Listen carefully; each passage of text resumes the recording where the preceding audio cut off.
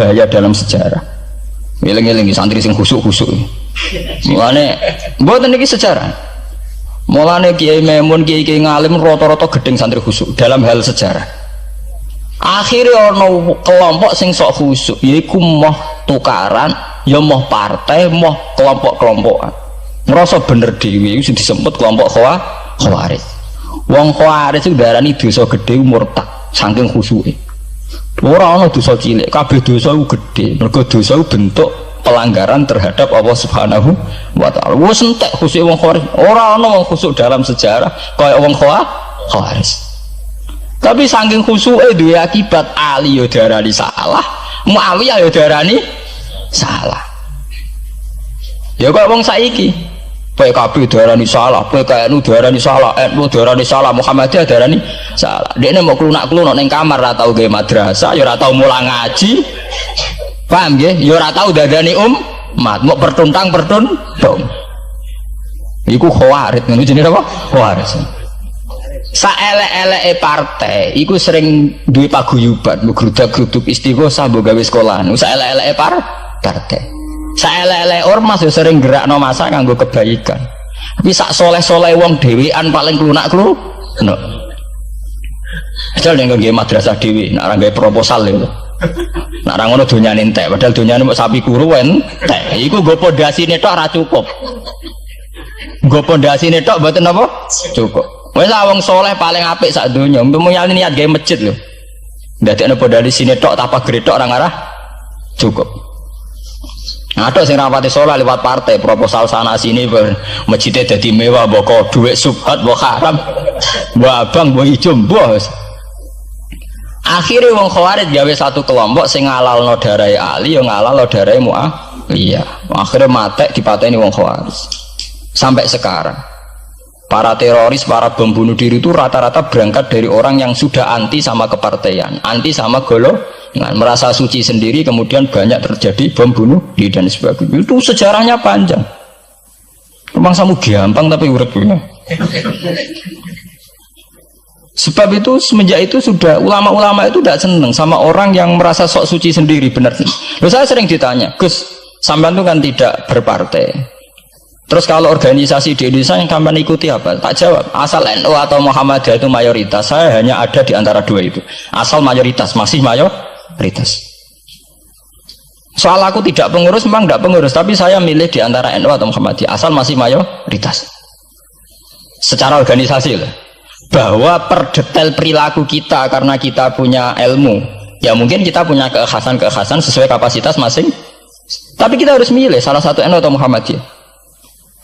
Karena ya Nabi sering pesan bahirul muslimin wa man sadza fin nar alaikum bil jamaah fa inna yadawahi ma'al jamaah wa man sadza fin nar. Kamu harus ikut kelompok mayoritas. Kamu nggak boleh hidup sendiri. Wa man sadza fin nar, yang merasa benar sendiri masuk neraka. Ya karena itu tadi ada madrasah karena dibikin kelompok NU. Nanti ada sekolahan modern yang menjadi izzatil Islam wal muslimin melawan wong Kristen atau wong fasik, ya sekolahan Muhammadiyah. Ngerono madrasah, ono turutan, ono lagar penceng, jasane wong ono sekolahan sing iso bersaing mbek non muslim wae Muhammadiyah. Ya itu saja kita. Karena kalau tidak direduksi begini, kita akan ikut kelompok-kelompok kecil yang merasa benar sendiri. Misalnya kelompok-kelompok yang kecil-kecil sing aneh-aneh, itu kan mereka lebih orisinil. Tapi saat orisinil kelompok kecil tuh luwih ngeri. Misalnya kayak kemarin ada kelompok An-Nazir. An-Nazir mungkin dia bisa ngepas no dawe Nabi yang sing rambutnya diping lho. Sing tenggene japos bodone beda mek bodo kita. Saya tuh pernah melihat di Metro, ini cerita intelektual, pernah lihat di Metro wawancaranya ketua Jamaah An-Nazir. Itu dalam banyak hal memang mereka ingin memiripkan sama Nabi. Misalnya rambut dipilok diping. Dalam sejarah sampean takok ahli hadis, memang Nabi Sayyidina Umar Bakar itu rambutnya apa di apa itu disemir. Terus mereka kalau sholat isya itu akhir, katanya Nabi kalau sholat isya sulusul lail dan sebagainya. Tapi apa sisi yang dari itu terus kemudian merasa persis Nabi? Wong Nabi itu macam-macam. Beliau hidup itu berapa tahun? 23 tahun. Semenjak beliau jadi Nabi itu ngalami kenabian pinten 23 tahun. Dan itu punya ikhwal-ikhwal yang rawan ada nasah mansuh. Seperti sekarang di Pondok Indramayu, di mana-mana ada satu kelompok yang nganggep kehidupan sekarang itu adalah periode Makkiyah. Periode Makkiyah itu satu periode yang dimana sholat cek rapati wajib, zina rapati haram, nyabu rapati. Ya ada kelompok-kelompok di kota-kota begitu. Di kota-kota juga banyak orang yang sama orang zina itu biasa, sama orang nyabu biasa. Mereka sendiri tetap mengharamkan zina, tapi nggak perlu dilawan. Sehingga polemik ketika FPI begitu, ada yang mengatakan periode sekarang itu mirip Makkiyah, di mana kemungkaran nggak perlu dilawan, yaitu bil hikmati wal mau'izatil hasanah.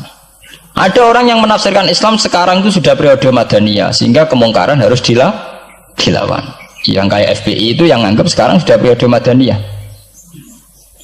Lah itu kan artinya begini, semua itu toh mengklaim mirip-mirip niru Kanjeng Nabi. Masalahnya semua itu juga ngeklaim mirip-mirip niru Kanjeng Nabi.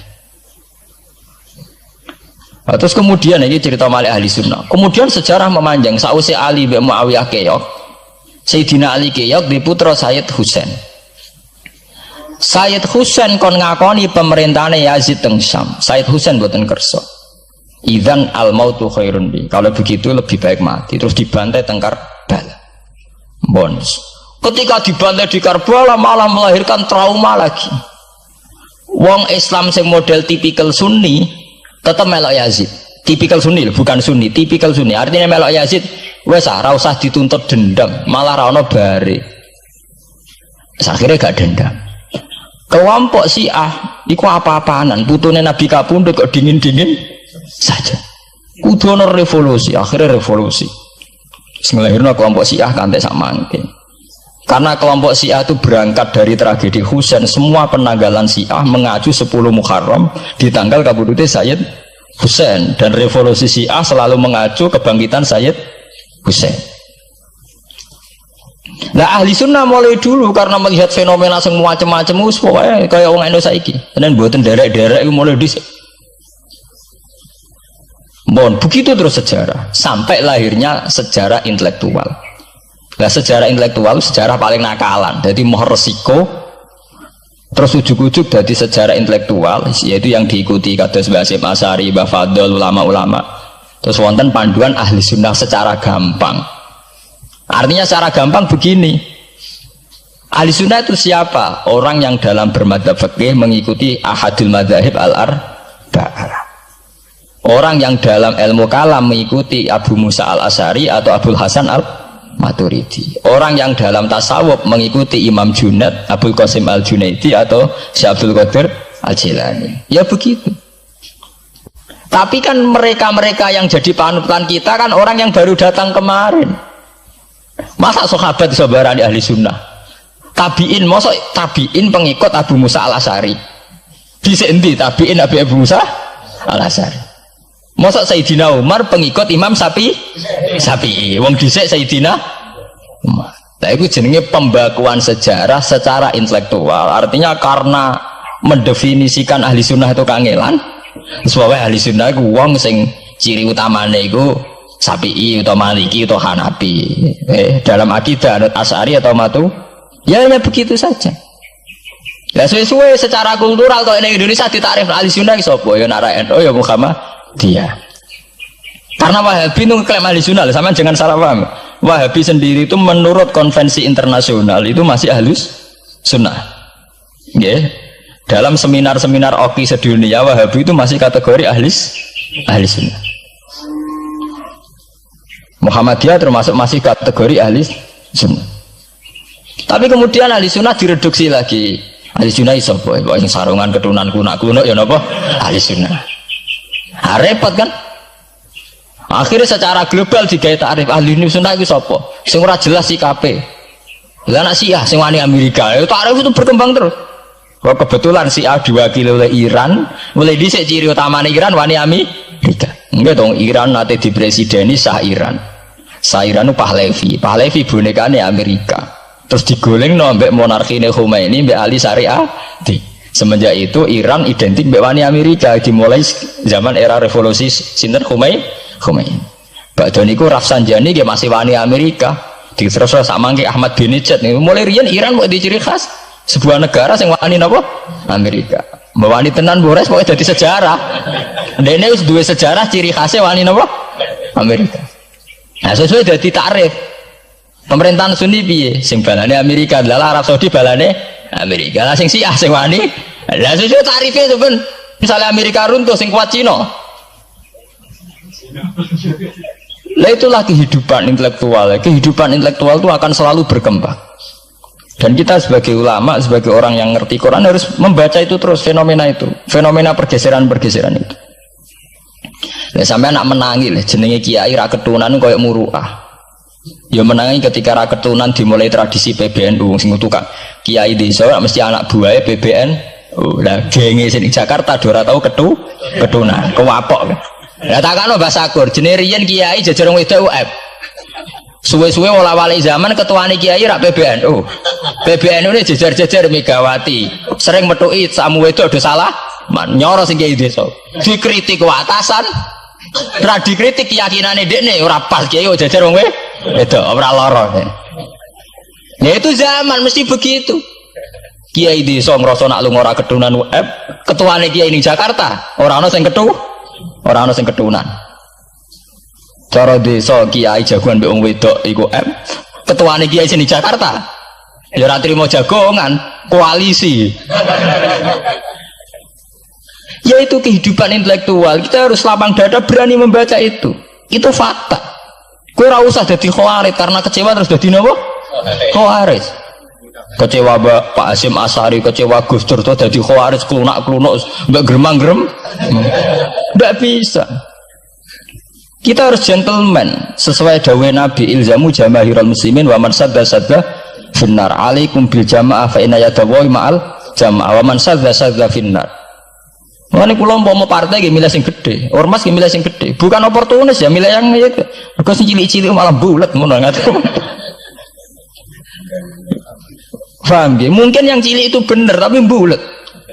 Cara bahasa ini dari mainstream saja, yang umum-umum saja. Kan kalau kiai kan butuh lumah rakyat kira keturunan. Umumnya uang piye? Wah umum-umum uang. Kalau kan khusus umum-umum uang, sing ringan-ringan saja itu, sing umum-umum saja. Itu tadi ya. Karena sejarah ahli sunnah sendiri itu sejarah yang disederhanakan oleh proses intelektual. Kalau baleni malik ya. Sejarah ahli sunnah piyambak itu sejarah yang disederhanakan oleh proses intelektual. Ini kemudian ada takrif ahli sunnah itu sapa wong sing cara bermadzhab mengikuti ahadul madzhab al-arba, cara bertasawuf mengikuti Abdul Qasim al-Junaidi, nggih. Cara bertauhid atau berilmu kalam nganggo Abu Musa al-Asy'ari atau Abdul Hasan al-Maturidi. Tapi mana ada tarif itu zaman Nabi? Nabi ora menangi periode ini Abu Musa al-Asy'ari, ya ora menangi Abdul Hasan al-Maturidi. Zaman itu mau ngoten tok. Ahli sunnah sinten ya Rasulullah? Ma'ana alaihil yauma wa ashabi. Ya wong sing anut aku lan anut sahabatku. Alaikum bisunnati wa sunnatil khulafair rasyidin al-mahdiyyin. Kowe ku anut aku lan anut khulafair rasyidin. Iya zaman Abu Bakar enak ketuane sitok. Tunggale zaman Basim Asy'ari enak karo anut Basim, nak era putu. Jare sepuh ya putune, jare sitok iku ya putune, iku ya putu, angger wong ya putune. Kula ereng wonten kiai alim wali teng Jawa Timur. Niku anak putune iku ora bangga. Mergo angger wong ya putune. Lho nggih to nggih. Misale Basim Asy'ari kiai top, nak Basim jek dhewean kabeh wong menapa dawuh Basim. Era anak rek 6 5. Dan era putu karek ngitung kan, anak 5 dan anak 5 anak putune wis sawe. Putune madzhabe beda. Wong kula mondok sarang nggih menangi. Istilah sarang riyen Bani Ghazali, madrasah sarang namine madrasah Ghazaliyah. Era Mbah Mat Bani Ahmad, era Mbah Zubair Dugdeng, alim terkenal istilah Bani Zubair. Samangke pun benten malih. Putrane Mbah Zubair itu banyak. Ya, putrane Mbah Zubair banyak. Nah kebetulan yang punya nama besar Kiai Maimun, ya ada sendiri Bani Maimun, yang satu Bani siapa Bani, ya sama Mbah Zubair. Tapi era anak kan sudah beda kan. Lah Basim Asy'ari nasibnya ya nanti kayak itu. Beliau satu dulu masih tunggal, wong mesti daerahnya Basim Asy'ari. Era putu, Gus Dur ya putune, Lili Wahid ya putune, anaknya Ki Wahid piyambak pinten. Urung anake Pak Yusuf Hasim piyambak pinten. Anake oh pirang-pirang kabeh ketika tukaran alasan aku ya putu iku ya putu. Sing dinggo genderane bae ayo. Dan iki kula cerita, Mbah Batu Ampar, Samsudin Batu Ampar wali terkenal.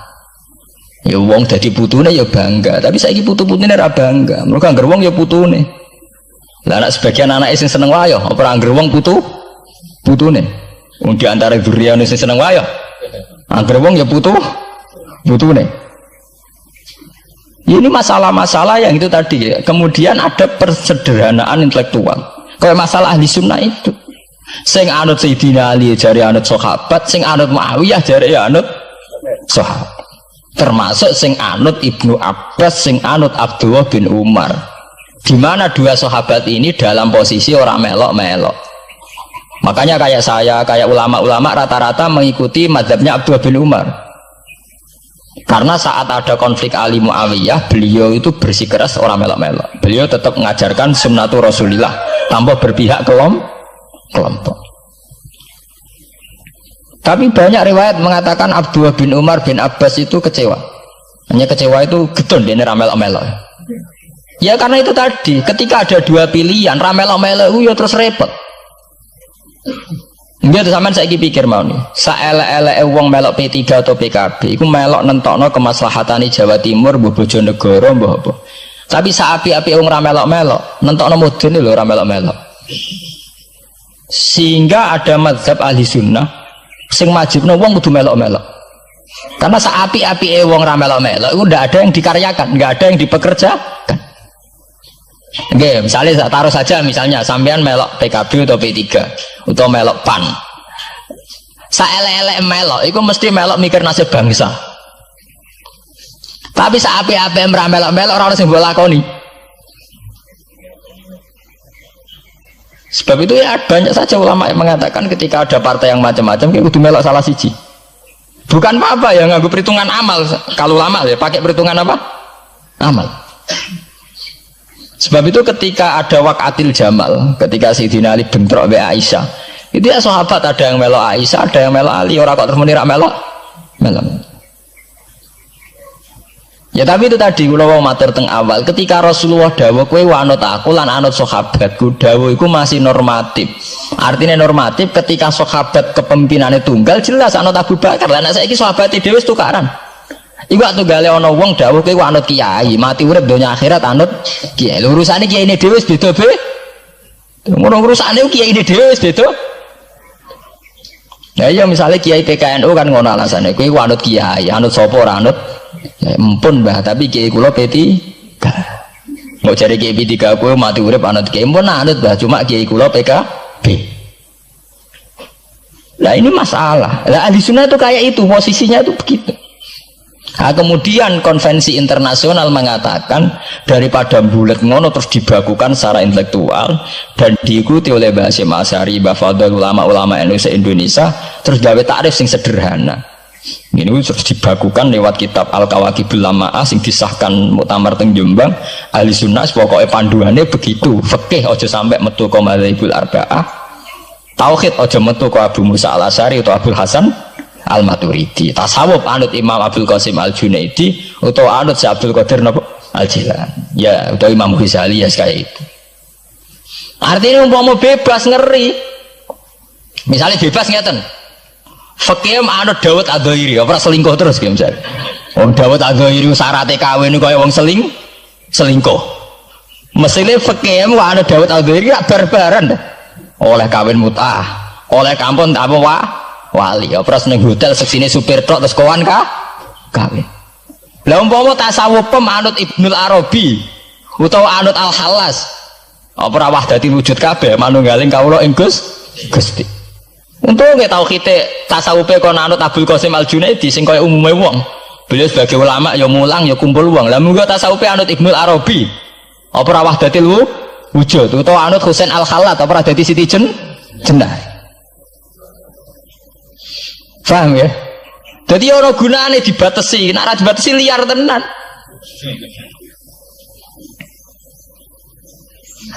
Paham ya? Ini masalahnya bandingannya ekstrim. Misalnya fakih kok kowe anut Dawud Ad-Dhairi, Kaya apa? Nak kena ngomong sing mut'ah.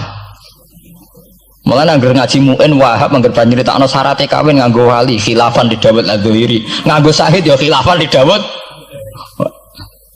Mergo cek dendam ulama-ulama beda Dzahiri. Syaraté kawin kok gampange ngono.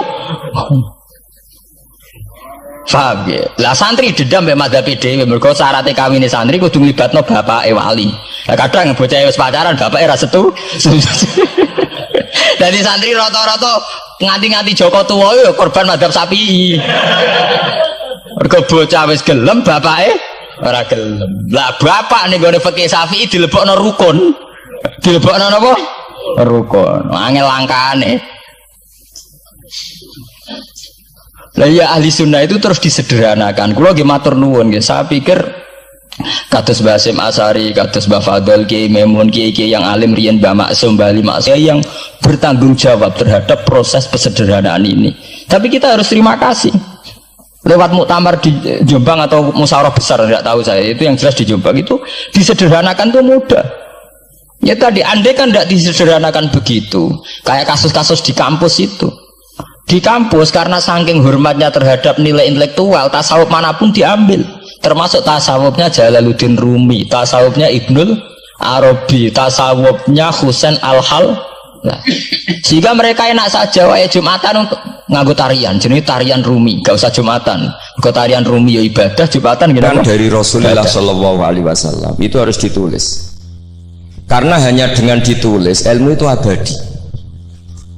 Nggak boleh riwayat itu hanya berdasar karena kamu hafalan mundobit itu terus tidak nulis, tidak boleh. Kita itu punya pengalaman buruk dan itu eman betul. Gini ku fiqhul Les bin Sa'ad. Al-Les afqahu min Malik, Dewi Imam Syafi'i. Al-Les afqahu min Malik. Illa anna ashabahu dayya'uhu, kata Imam Syafi'i. Lais itu orang paling alim, alimu Misra, faqihu Misra. Itu kalau debat sama Imam Malik itu berjilid-jilid. Tapi ashabu Malik itu lebih peduli terhadap pikiran-pikirannya Imam Malik, sementara ashabul Les itu enggak. Sehingga enggak ada mazhabnya hilang. Jadi nasib ulama yang mazhabnya hilang itu Les bin Sa'ad. Kemudian Sufyan bin Uyainah, ini semua gurunya Imam Malik. Sufyan As-Tsauri juga gurunya Imam Malik, gurunya Imam Syafi'i. Nanti nasibnya Mbah Mun kalau tidak ada yang mentadwin, membukukan, akan seperti itu. Karena orang akan menafsirkan tidak dengan panduan guru-gurunya ila Rasulullah Shallallahu Alaihi Wasallam. Saya masih ingat ketika ini betapa luar biasanya Mbah Mun tentang tafsir. Seperti yang kita katakan Gus Rosid tadi, Mbah Mun itu putra Mbah Zubair, tapi ngaji sama orang ahli tafsir, ahli Quran, Said Alam. Sehingga Habib Salim Asy-Syatiri itu punya karangan ya tentang tafsir, namanya An-Nafahat Al-Haramiyah atau Al-Fawaid Asy-Syatiriyah. Kalau gadah kitab sekitar 2 jilid. Mbah Mun itu dulu ngajar kita Faidul Khobir fi ulumil Quran, fi ulumit tafsir. Rian ngajar seminggu 2 kali di MGS. Ini Pak Sukron ya termasuk alumni MGS, berarti pernah sekolah berapa kali Pak diulang Mbah Mun? Seminggu 2 kali. Seminggu 2 kali. Khatam. Tak kok khatam gak boleh. Jujur itu baik. Jadi jujur itu baik. Nah, barokahnya mudawan. Saya beri contoh satu, betapa resikonya andekan ilmu itu tidak mudawan. Ya kayak Khawarid itu. Khawarid itu orang yang ibadahnya khusyuk, tapi itu kecelakaan bagi sejarah umat. Sampai Nabi ngendikan syarru hadil ummah al khawarid syarrul khalqi wal khaliqah. Orang Khawarid itu buruk-buruknya makhluk, ini Kak sabda Rasulullah Shallallahu Alaihi Wasallam. Karena orang Khawarid itu menganalisis nubuah itu dengan pikirannya sendiri, bukan dengan pikiran sing mudawan musalsal ila Rasulullah Shallallahu Alaihi Wasallam. Saya beri contoh yang paling gampang. Ketika Nabi Fathu Mekah itu kan corong Jawa kudune kaul itu semangat tawaf. Tapi Nabi unik, semua sahabat itu tofu mus'atan, semua tawaf secara jalan kaki. Padahal kayak apa kita diusir dari Mekah, kayak apa kita meninggalkan Mekah secara tidak terhormat. Mestinya Fathu Mekah yang diperjuangkan mati-matian itu menjadikan hal yang luar biasa. Dan kita punya kaidah al-ajur bi qadrit ta'ab, bahwa pahala itu sesuai tingkat kesulitan. Tapi Nabi itu unik, semua sahabat itu tawaf jalan, tapi Nabi itu tawaf rakiban. Nabi dengan santainya naik unta, kemudian beliau tawaf. Itu andai kan tidak ditadwin, tidak dibukukan oleh ulama-ulama, termasuk Imam Nawawi yang ngarang Majmu', maka orang Khawarij atau yang sejenisnya, nggak usah diterjemah garis keras atau garis apa nanti sensitif, pokoknya Khawarij dan sejenisnya. Dan itu di Mekah, jadi kamu jangan ngait-ngaitkan dengan Indonesia. Itu mesti menafsirkan kok enak Nabi lengas-lengas numpak unta sing liyane mlaku. Tapi barokahnya tafsiran ulama itu dibukukan. Nabi yang saat itu tawaf rakiban, ya, Nabi yang saat itu tawaf secara berkendara, itu afdolu mungkin bi alfi fadilatin sampai ila mala nihayatallah daripada yang tawaf masyian. Karena yang tawaf berjalan itu hanya melakukan satu kaidah bahwa al-ajri bi qadrit ta'ab. Tapi itu punya resiko fikih jangka panjang. Andai kan Nabi ikut tawaf jalan, maka akan dianggap syarat sahnya tawaf harus berjalan. Dan itu kita kesulitan ketika kita setengah lumpuh, setengah sakit. Lalu kalau kita pakai kursi roda, pakai skuter, dalilnya apa? Barokahnya Nabi tawaf rakiban, maka ada solusi, ada referensi kalau kita tawaf tidak masyian, yaitu dengan cara naik kursi roda dan yang lain-lainnya. Maka ketika Imam Nawawi, maka yang dilakukan Nabi itu fardun alaihi, Nabi melakukan itu harus, karena Nabi harus menjelaskan ke umat bahwa tidak termasuk syarat sahnya tawaf adalah secara berjalan, tapi naik juga boleh.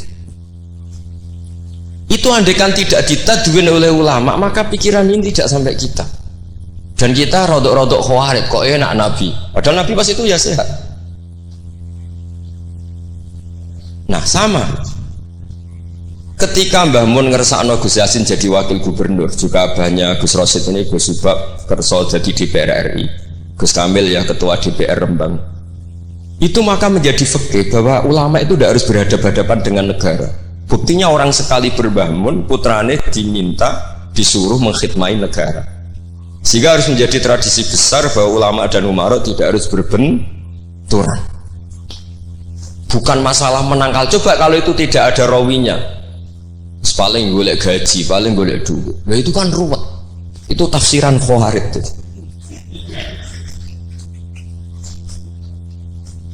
Jadi, saya itu punya sanad mutasil. Saya berkali-kali ketemu abahnya Gus Rasid, beliau juga guru saya, Gus Subab, semuanya. Itu ketika beliau menolak, itu Mbah Mun maksa. Gus Kamil dulu pertama disuruh jadi DPR ya menolak, sampai pernah transit di dalam saya di Jogja itu 3 hari. Dan Mbah Mun akhirnya sampai duka harus mau. Tapi lama-lama kita tahu bahwa beliau ingin menyelamatkan Indonesia, bahwa Indonesia nggak perlu dipertentangkan antara ulama dan umat. Nah, itu harus terus. Karena kalau kita ingin versi tertentu, pasti Indonesia itu chaos. Chaos itu ya chaos ya. Guru hara, kalau guru hara terjadi safkut dima, pengaliran darah, yang dosa kita.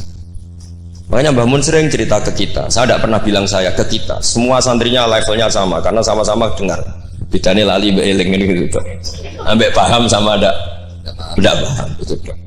Sebetulnya saya ingin bilang saya, karena saya berkali-kali khasoni bidzalika syekhuna, tapi kita semua sama lah, sama-sama mutawatir sama. Fiqhus siyasa atau fiqhul imamah atau fiqhul khilafah, terserahlah bahasa sampean, itu juga harus diwariskan. Sehingga dulu sampean tak ceritani, dulu yang semi-semi Khawarij itu ya sudah banyak. Wah Nabi itu harus ngomong akhirat terus, masa Nabi jabat. Oke, dari segi jabatan itu duniawi, kesannya buruk karena jabatan itu duniawi. Tapi kalau dibalik, atardo ayyaku nasolihu tahta yadidz zalim. Kue ridho kalau orang-orang yang nggak sholat, nggak cewek, nggak istinja mimpin wong soleh. Jadi harus dibalik, harus membolehkan orang soleh yang mimpin orang dolim, jangan dibalik. Wong soleh pokoknya yang masjid kabeh wiridan kabeh dipimpin wong zalim, hanya karena kamu mengharamkan politik. Jadi orang itu harus ngerti. Makanya ketika beberapa nabi itu harus kita tahu, ada nabi yang ngaji terus kayak Nabi Yahya, Nabi Isa. Ada yang nabi yang seumur-umur itu jabat kayak Nabi Dawud, Nabi Sulaiman. Kamu boleh niru Nabi Dawud, Sulaiman jabat, tapi nggak boleh meniru istrinya 1000. Itu 4 saja masalah gitu ya. Sitok wis kudu pegatan ya gitu. Rai-rai gak meyakinkan gitu, satu aja sudah. Tapi itu tidak saya loh. Jadi sampai Allah menurunkan ayat am yahsuduna nasa ala ma atahumullahu min fadli faqad ataina ala Ibrahim al-kitaba wal hikmata wa atainahum mulkan azim. Jadi ada orang-orang soleh yang oleh Allah disebut bahwa mereka itu jabat. Gini ku alu Ibrahim. Ada banyaklah orang-orang soleh yang jabat. Mereka adalah orang-orang yang tak kasih kitab, tak kasih hikmah, tapi ya wa atainahum mulkan azim. Ketika Mbah Hasyim di putra Gus Wahid jabat, dulu Mbah Wahab Hasbuwah dia anak Gus Wahid juga jabat. Mbah Mun punya putra Gus Bab, abahnya Gus Rosyid dulu ya di PRRI, Gus Yasin wakil gubernur. Ini kita sebagai muridnya Mbah Mun bukan melihat urusan jabatan, urusan bahwa kita ikut berbakti sama negara. Makanya ketika Mbah Mun kapundhut hari Selasa tanggal 5 Dzulhijjah, itu saya masih ingat betul. Ketika itu saya di dalam, ada Gus Subab, ada Gus Naji, ada Gus Kamil, ada semua lah. Itu mereka itu kelihatan apa ya, masih nggak sadar kalau abahnya wafat. Kelihatan senang. Senangnya itu karena mereka menyaksikan betapa yang diinginkan Mbah Mun itu kesampaian. Beliau-beliau ini cerita, Mbah Mun itu cerita gini, Cung, aku nak mati Jumat berarti aku wali. Nak mati Selasa aku ya wong alim. Jadi berarti beliau itu milih jadi orang alim. Jadi dia relax. Terus ada beberapa apa ya, uang lah atau apalah. Kata beliau sama Gus Subab, bilang ke Gus Subab, bab ya aku nak teko balekno, nak ra teko bagi ning anak-anak. Jadi semua dipersiapkan. Begitu mudah beliau melihat kematian, melihat kapundhut, melihat seringan itu. Karena kerinduan seorang wali atau orang soleh kepada Allah itu rindu sekali. Dan ini kita harus punya riwayat, dan itu menjadi fikih besar. Nggak boleh kamu pakai fikih khawarij. Kiai kok jabat, kiai kok kedonyan. Misalnya ono kiai wong soleh ora oleh kedonyan, terus saiki wong salat buruwe wong ra salat, kowe rido? Wong salat buruwe wong ora salat. Mergo sing salat kok kon melarat. Jadi nak fikih aja fikih khawarij. Fikih sing bener maca majmu'. Nak ra iso maca jerone maca judule.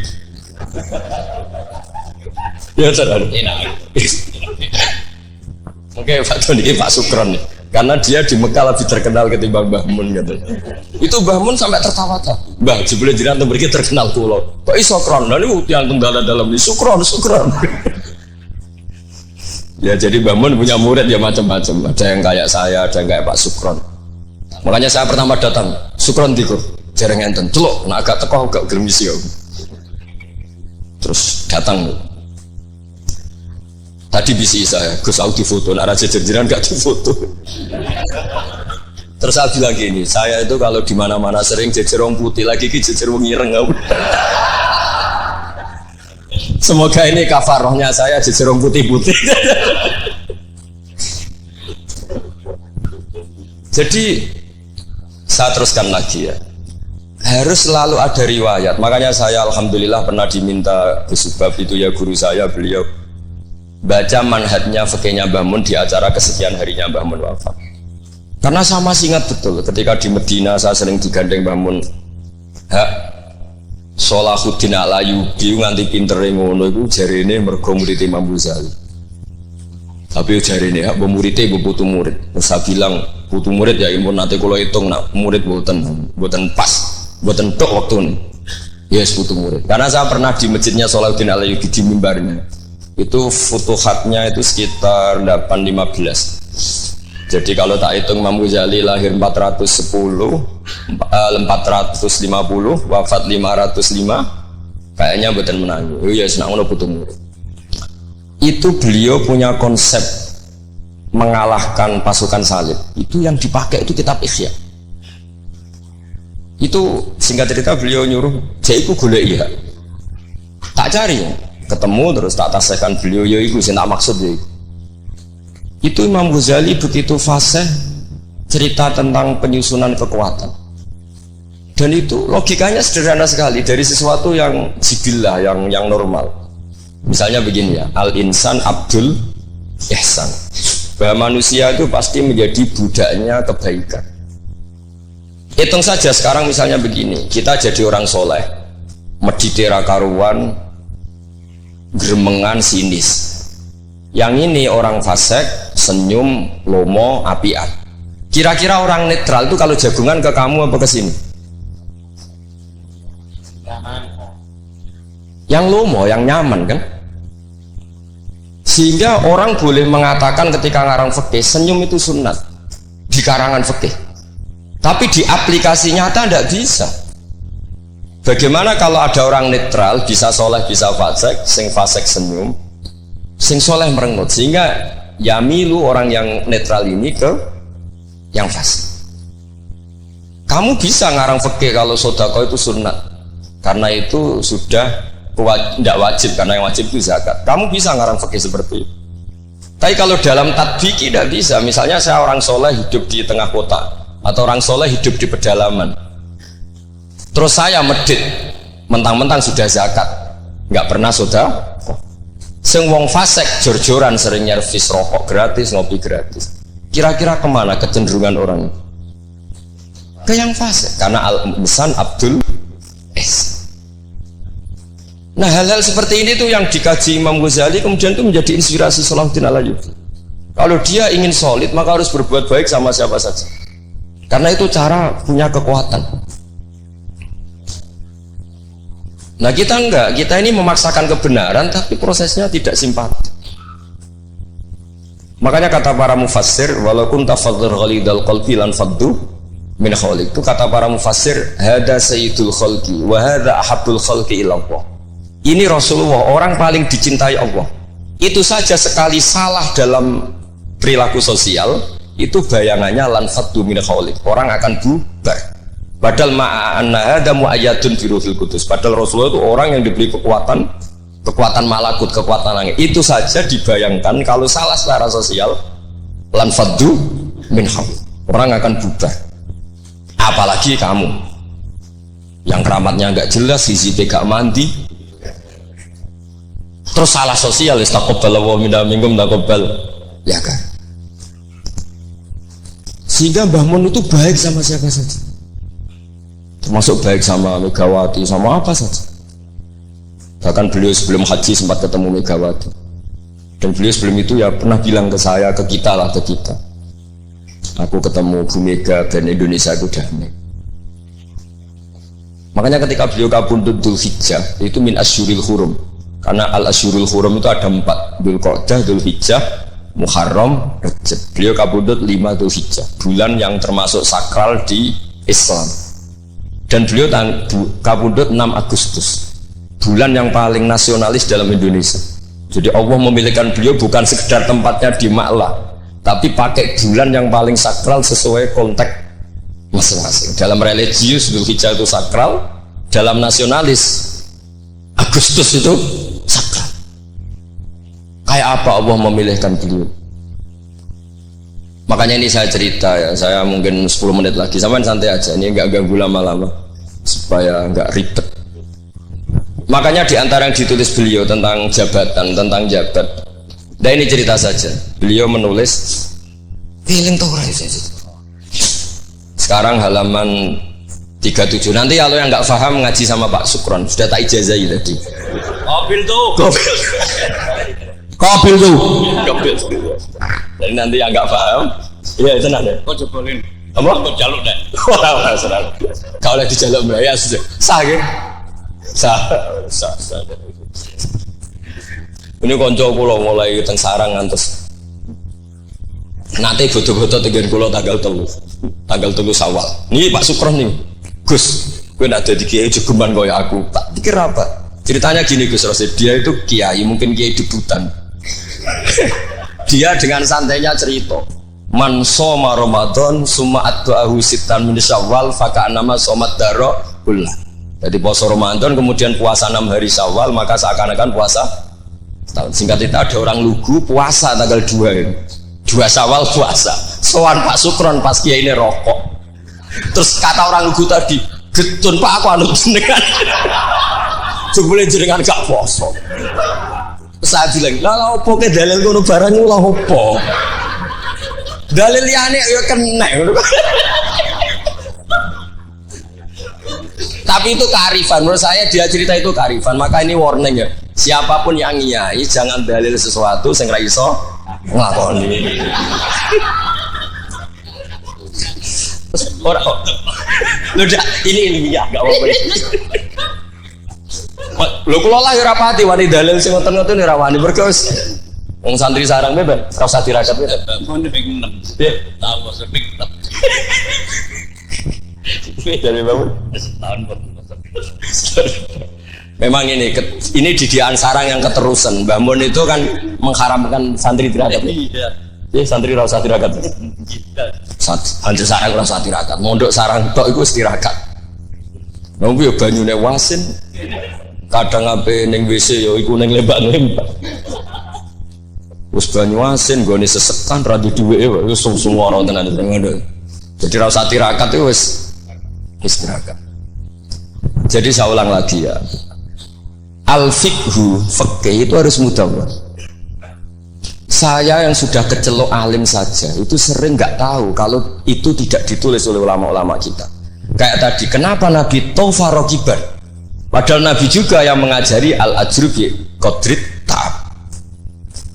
Andai kan Nabi tidak tofa rokiban, maka kita akan kesulitan nyari referensi bagaimana hukumnya tawaf pakai kursi roda.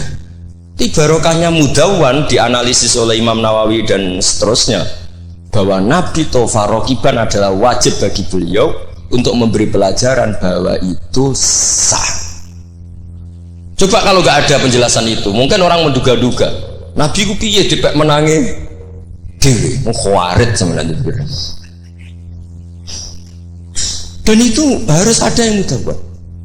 Sama seperti Nabi Dawud, Nabi yang jabat, Nabi Sulaiman, Nabi yang jabat, supaya jabatan itu tidak tunafis solafiyah, bahwa jabat itu tidak berlawanan dengan kesolehan. Nyatanya banyak orang soleh yang jabat. Tentu yang nggak jabat lebih banyak. Isra tak belo. Sekolah Pak Sukron dia soleh tapi buatan jabat. Cuma soleh sampai kuat ngantek kapan ya roh. Nah sini yang halaman ini terakhir, masih 7 menit, 37. Hada summa idza nazarna ilal adarisan. Kula waca. Bismillahirrahmanirrahim. Wal mamlakatani al ukhrayani allatani mazalata qaimataini ilal yaum. Ani al mamlakatal hasyimiyah al urduniyah wa mamlakatal maghrib tawallahuma al hasaniyuna aidan.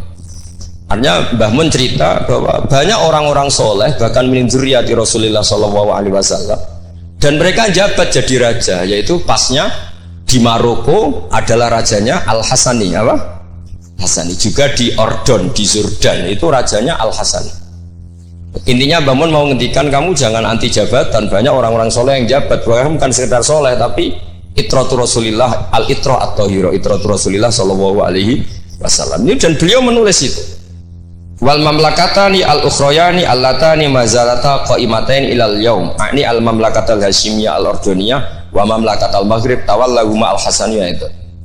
Hada summa idza nadzarna ilal adarisah. Adarisah itu Sayyid Idris. Sayyid Idris itu al Hasani ya. Jadi al Hasani yang paling populer di Maroko namanya apa? Al Idris. Makanya disebut adarisah. Yang dzurriyyahnya al Idris disebut apa? Adarisah. Kayak yang bermadzhab Hambali disebut Hanabilah.